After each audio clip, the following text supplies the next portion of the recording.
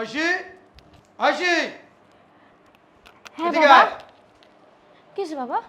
Doctor কি বললো? কি হয়েছে বলো। কি বলবো? ডাক্তার বইলা গেছে ওই প্রেগনেন্ট।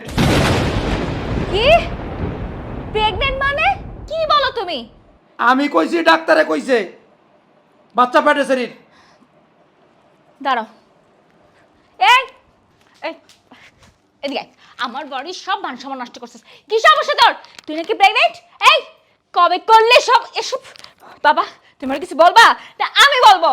এই সত্যি করে কো, তোর এই অবস্থা কি করছে? কথা বলছ না কেন? আমার আবার একটা মান সম্মান আছে, এলাকার মানুষ আমার সম্মান করে। আমি একজন হাজি মানুষ, আমার বাড়িতে তুই কাজ করস, কথা বলছ না কেন? হ্যাঁ উত্তর দিস না কেন? কি রে উত্তর দে। ঐশী চিল্লাচিল্লি করিস না, আমাকে মান সম্মান আছে। এলাকার মানুষ জানলে আমার মান সম্মান কিচ্ছু থাকবে না।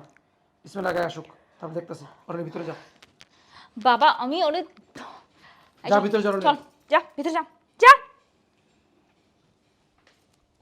কাজটা করছে কি? বাবা কি করি আমরা এখন? বাবা কি ঐশী, কি সমস্যা? অফিস থেকে এত তাড়াতাড়ি ফোন করে নিয়ে আসলা, বুঝলাম না কিছু। কোনো সমস্যা হয়েছে বাসায়? সমস্যা না বলো মহা সমস্যা।